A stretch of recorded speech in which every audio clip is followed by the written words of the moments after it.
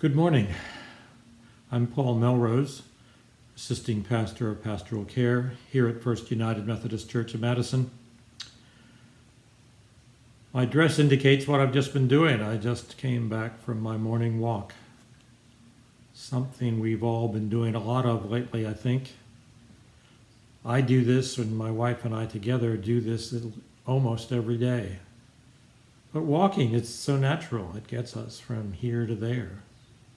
It gets us from the living room to the kitchen. It gets us from the TV to the outdoors, the house to the yard, the apartment to the mailbox. We've done a lot of walking these days. If it hasn't become a new activity, it's a renewed activity. When I go, I use it as a time of meditation, thinking, being out in the air all by myself. And today it's a bright sunny day. I listen to the rustle of the wind through the trees and the rippling water where the river meets the lake up in the North Yahara. A beautiful time.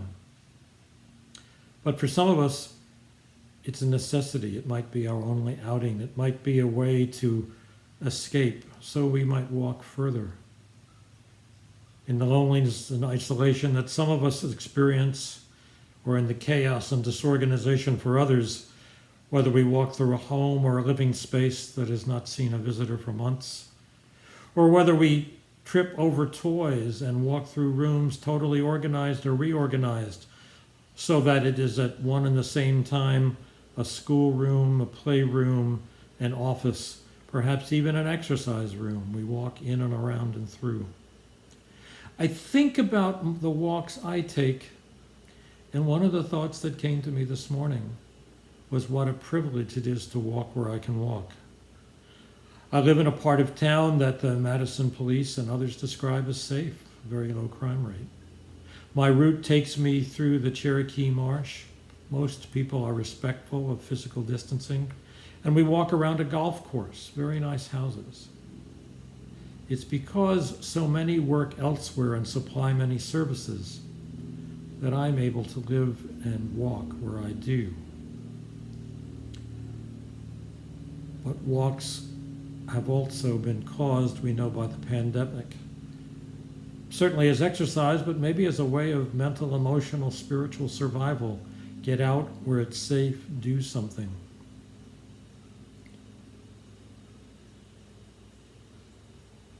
There's a purpose to a lot of walks, though, we've seen these days. In the last 10 days, how many walks has your city experienced? How many walks or marches have we had here in Madison? Walks with a purpose. Walks which perhaps remind us anew of some of the deep inequalities of life. Our walks sometimes, and the walks we've seen, are for a purpose because life seems so violated from its true purpose. It makes me think of Jesus and some of the images of the walks he took. In the wilderness, the walk in the garden during the last week, he was alone. He walked, and yet he showed us how. Listen for a moment as Lindsey Meekhof, one of our quadrilateral, and Ross Cowing play and sing Jesus Walked This Lonesome Valley.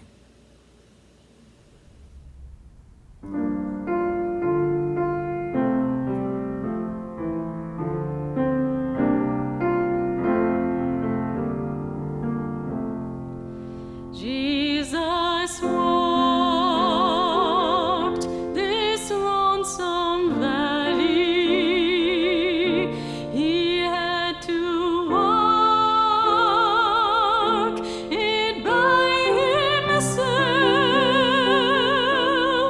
Oh,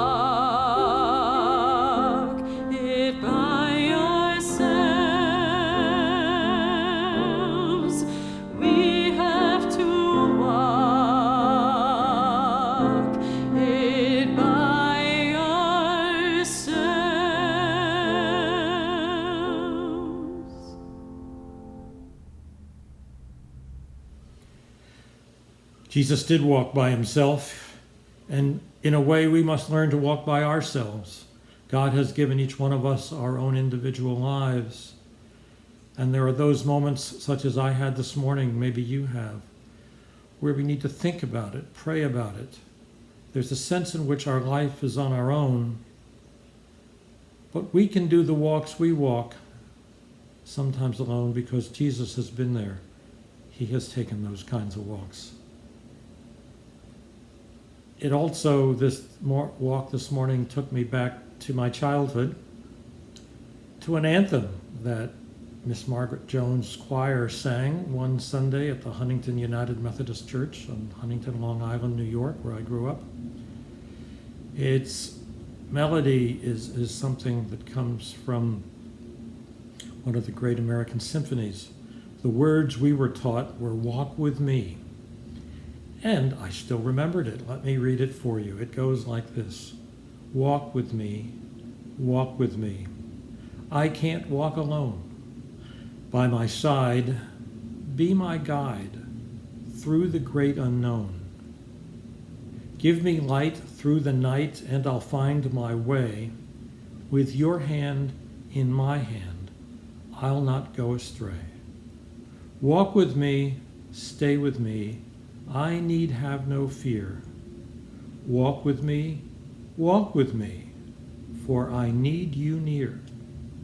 For I need you near. In many conversations I have had, in comments I have heard in different settings, I hear from so many a sense of loneliness and loss, of ongoing socializing and relationships person to person. I hope this song from my childhood might speak to you, give you an image, a way to picture Jesus as we take each step, as uncertain or as tentative or as definite as it might be. But think of the walks we have seen over the last 10 days. I think of what Rosa Parks said when she sat down on the bus, which I took many trips to the Ford Museum to visit when I lived in Detroit. I'm tired of walking, Lord, I need to sit. She walked by herself, and yet she seems to have had the presence that Jesus walked with her. Marches, walks for the end of racial profiling, and for police and others who do violence. The reminder that Black Lives Matter, the walks that we have taken. In these walks, we have seen so many police with marchers as they walk together, pray together, kneel together. And all in all, these walks have as a part of them people lifting up their anger and saying, now is the time for justice, the public and political side of love to prevail. My wife and I just saw the movie Selma again. It reminded me of the first walk for justice and love I took. I was a senior in high school. All of the walks and the marches for civil rights, for voting rights, for opening up of hotels and food counters were happening over those years. It brought some distress to our family. My parents, good people, were looking for quiet and peace.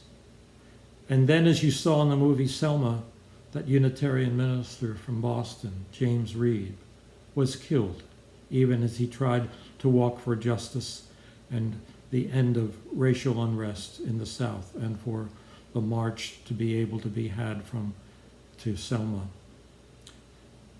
It inspired me when our town called for a memorial walk to go. That was the first march or walk for justice I ever made. It was in his memory. I will never forget it. And we are still walking today, as we have seen.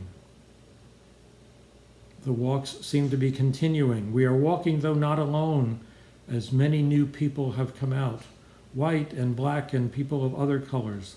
The walks around the world. It's inspired many African American journalists and others I've heard speak this last week to have hope. Is something different? Have we come through the lonesome valley? Are we walking together? And as he promised, and as he does really want to do and need, we want Jesus to walk with us. He wants to walk with us. Listen again to Lindsey and Ross as they play this other powerful spiritual, I Want Jesus to Walk with Me.